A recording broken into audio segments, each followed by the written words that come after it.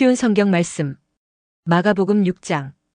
예수님께서 거기를 떠나 고향으로 가셨습니다. 제자들도 예수님을 따라갔습니다. 안식일이 되자 예수님께서 회당에서 가르치기 시작하셨습니다. 많은 사람들이 예수님의 말씀을 듣고 놀라워하며 말했습니다. 이 사람이 어디서 이런 것을 얻었을까? 이 사람에게 있는 지혜는 어떤 것인가? 이 사람이 손으로 일으키는 기적은 어떤 것인가? 그는 목수가 아니냐? 그는 마리아의 아들이고 야고보, 요세, 유다 그리고 시몬의 형이 아니냐? 그의 누이들도 우리와 함께 있지 아니하냐? 그러면서 사람들은 예수님을 배척했습니다. 예수님께서 그들에게 예언자가 고향과 친척과 자기 집을 제외하면 어느 곳에서나 존경을 받는다라고 말씀하셨습니다. 예수님께서는 몇 명의 환자에게 손을 얹어 고쳐주셨을 뿐 많은 기적을 일으킬 수 없었습니다. 예수님께서는 그들이 믿지 않음에 놀라셨습니다. 그 후 예수님께서 마을을 두루 다니시며 가르치셨습니다. 예수님께서 12제자를 불러 2사람씩 보내기 시작하셨습니다. 그리고 그들에게 더러운 귀신을 쫓는 권세를 주셨습니다. 예수님께서 제자들에게 명하기를 여행할 때는 지팡이 외에 아무것도 가지고 다니지 말고 빵이나 가방도 가지지 말며 주머니에 돈도 넣고 다니지 말라고 하셨습니다. 또한 신만 신고 옷도 2벌씩 갖지 말라고 하셨습니다. 예수님께서 이어서 말씀하셨습니다. 어느 집에 들어가든지 마을을 떠날 때까지 거기 머무르도록 해라.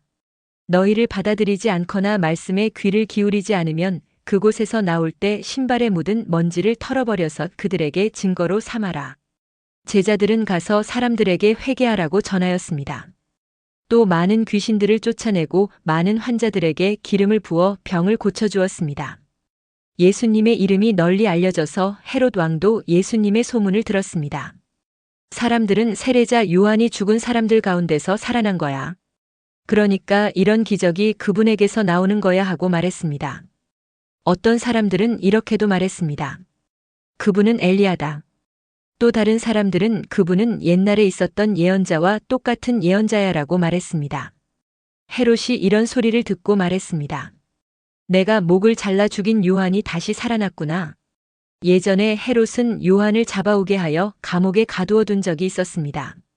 이는 헤로디아와 관련된 일로 헤롯이 자기 동생 빌립의 아내인 헤로디아를 아내로 삼아버렸기 때문이었습니다. 요한은 헤롯에게 자기 동생의 아내를 자기 아내로 삼는 것은 옳지 않습니다라고 말하곤 하였습니다. 그래서 헤로디아는 요한을 미워하였습니다. 헤로디아는 요한을 죽이고 싶었지만 그럴 수 없었습니다. 그것은 요한이 의롭고 거룩한 사람이란 것을 아는 헤롯이 요한을 두려워했기 때문입니다. 그래서 요한을 살려두었습니다. 요한의 말이 듣기엔 괴로웠지만 그의 말을 즐겨 들었습니다. 그런데 요한을 죽일 수 있는 좋은 기회가 왔습니다. 자기 생일에 헤롯은 고관들과 천부장들, 갈릴리의 귀빈들을 초청해서 잔치를 베풀었습니다. 헤로디아의 딸이 춤을 춰서 헤롯과 잔치에 참여한 손님들을 즐겁게 해주었습니다. 그래서 헤롯 왕이 소녀에게 말했습니다. 내가 원하는 것을 말해라. 그러면 그것을 선물로 주겠다. 헤롯은 내가 무엇을 달라고 하든지 다 주겠다. 내 나라의 절반이라도 말이다 하고 맹세했습니다. 소녀는 자기 어머니에게 가서 무엇을 달라고 할까요? 하고 물었습니다. 그러자 어머니가 대답했습니다. 세례자 요한의 머리를 달라고 해라. 소녀는 즉시 왕에게 돌아가서 바로 이 자리에서 세례자 요한의 머리를 쟁반에 담아주세요 하고 요청했습니다. 왕은 매우 괴로웠지만 자기가 한 맹세 때문에 그리고 잔치에 참여한 손님들 때문에 소녀의 요청을 거절할 수 없었습니다. 왕은 곧바로 시위대 군인을 보내 요한의 머리를 가져오라고 했습니다. 군인은 가서 감옥에 있던 요한의 머리를 잘랐습니다. 그리고 쟁반에 담은 그의 머리를 가져와 소녀에게 주었고 소녀는 그것을 자기 어머니에게 가져다 주었습니다. 요한의 제자들이 이 소식을 듣고 가서 요한의 시체를 가져다가 무덤에 묻었습니다. 사도들이 예수님께로 돌아왔습니다. 그리고 자신들이 했던 일과 가르쳤던 것을 모두 예수님께 말씀드렸습니다. 예수님께서 말씀하셨습니다. 외딴 곳으로 따로 가서 잠시 쉬도록 하라. 이렇게 말씀하신 것은 오고 가는 사람들이 너무 많아 예수님과 사도들이 식사할 시간조차 없었기 때문입니다. 그래서 그들은 외딴 곳으로 배를 타고 갔습니다. 그러나 떠나는 모습을 보고 사람들이 그들인 줄 알아챘습니다. 그래서 사람들은 여러 성읍에서 길을 따라 함께 달려가서 그들보다 먼저 그곳에 이르렀습니다. 예수님께서 배에서 내리시면서 많은 사람들을 보셨습니다. 예수님께서는 그들을 불쌍히 여기셨는데 그것은 그들이 마치 목자 없는 양과 같았기 때문입니다. 예수님께서는 그들에게 많은 것을 가르쳐 주셨습니다. 이미 날이 저물었습니다. 제자들이 예수님께 와서 말했습니다. 이곳은 빈들이고 시간도 너무 늦었습니다. 그러니 사람들을 보내어 근처에 있는 농가나 마을에 가서 먹을 것을 사 먹게 하는 것이 좋겠습니다. 그러나 예수님께서 대답하셨습니다. 너희가 먹을 것을 주어라. 그들이 예수님께 말했습니다. 그러면 우리가 가서 200데나리오너치의 빵을 사서 먹이라는 말씀이십니까? 예수님께서 그들에게 물으셨습니다. 너희가 가진 빵이 얼마나 되는지 가서 알아보아라. 그들이 알아보고 나서 말했습니다. 빵 5개와 생선 2마리가 있습니다. 예수님께서 사람들에게 무리를 지어서 풀밭에 앉으라고 하셨습니다. 사람들은 100명 혹은 50명씩 떼를 지어 앉았습니다. 예수님께서 빵 5개와 생선 2마리를 들고 하늘을 우러러보시며 감사 기도를 드리셨습니다.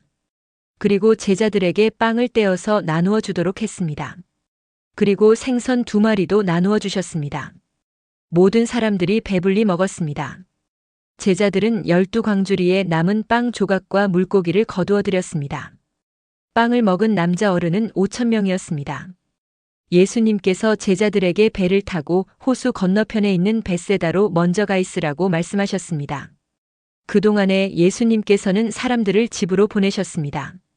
사람들을 보내신 후 예수님께서는 기도하러 산에 올라가셨습니다. 밤이 되었는데 배는 여전히 호수 위에 있었고 예수님께서는 홀로 무태 계셨습니다. 바람이 불어와 제자들이 노를 젓느라고 애를 쓰고 있었습니다. 이 모습을 보시고 예수님께서 새벽 시에서 시 사이에 호수 위를 걸어오셨습니다. 그리고 제자들을 지나쳐 가시려고 하셨습니다. 제자들이 예수님께서 호수 위를 걸으시는 것을 보고 유령이라고 생각하여 비명을 질렀습니다. 그것은 그들이 모두 예수님을 보고 무서워했기 때문입니다. 예수님께서 즉시 그들에게 말씀하셨습니다. 안심해라. 나다. 두려워하지 마라. 예수님께서 배에 오르시자 바람이 가라앉았습니다. 그래서 제자들은 크게 놀랐습니다. 그것은 제자들이 빵의 기적을 보고도 아직 깨닫지 못하고 마음이 굳어져 있었기 때문입니다.